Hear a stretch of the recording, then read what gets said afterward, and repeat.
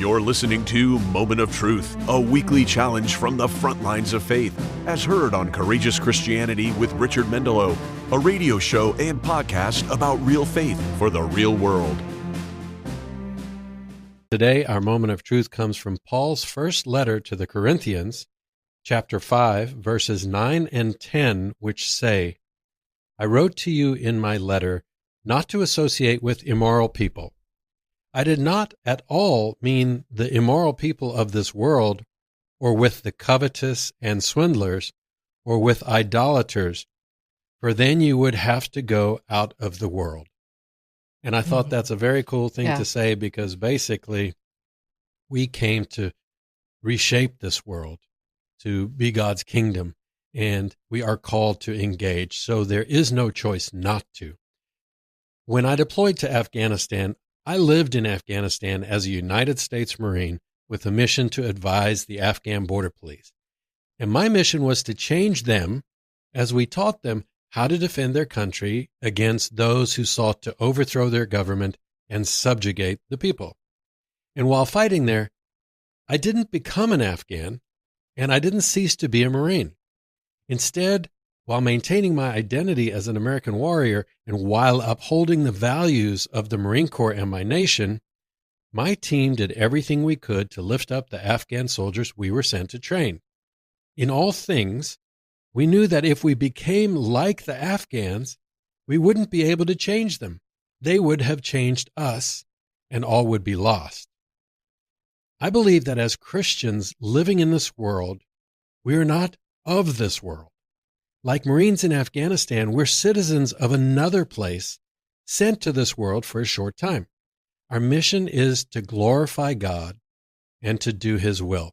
If it was easy, our faith wouldn't glorify God. And if there was not a huge difference between us and this world, our ability to change the world would be minimal. And so the mission of Christians in this world is very similar to my mission in Afghanistan. I didn't expect my deployment to be easy, and neither should Christians expect our time in this world to be easy. Every day I walked on the battlefield in the same way that every day as Christians we walk on a spiritual battlefield. In Afghanistan, the Taliban didn't like us, and neither will this world like true Christian warriors. Finally, if I allowed that deployment to change me, becoming like the Afghan border police or the Taliban, I would cease to be of any use to my nation. And in the same way, if Christians become like the world around them, they cease to be of any use to God. Matthew chapter 28, verses 19 and 20 tell us to go and make disciples of all nations. That's our mission. Ephesians chapter 6 tells us to do that mission, we will need to put on the full armor of God. Would the Bible say that unless we were expecting a fight? And Romans chapter 12, verse 2 tells us not to be conformed to this world, because if we do, we'd have no heavenly value. So though we live in this world, we can't become like this world. We are in the world, not of the world. Faith comes before culture, and culture comes before politics. And unless we place our faith in Jesus Christ, unless we know His truth and use that to fight for our identity, clinging to Him as genuine followers, we'll be caught up in culture and politics, and we'll become like this world. In this way, rather than glorifying God or leading or teaching or growing anything of value, we'll become a liability to everybody around us.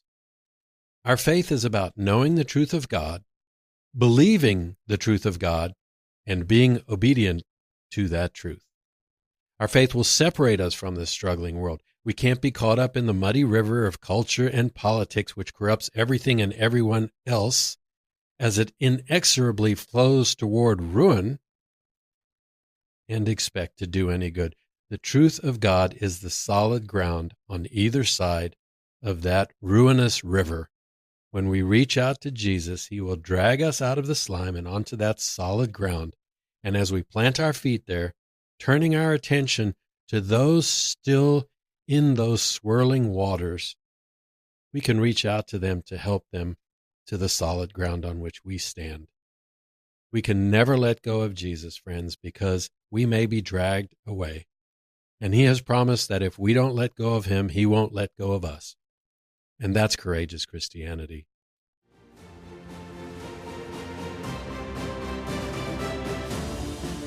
This has been your moment of truth. To hear the full conversation, visit CourageousChristianity.today/listen. Or search Courageous Christianity with Richard Mendelow wherever you get your podcasts.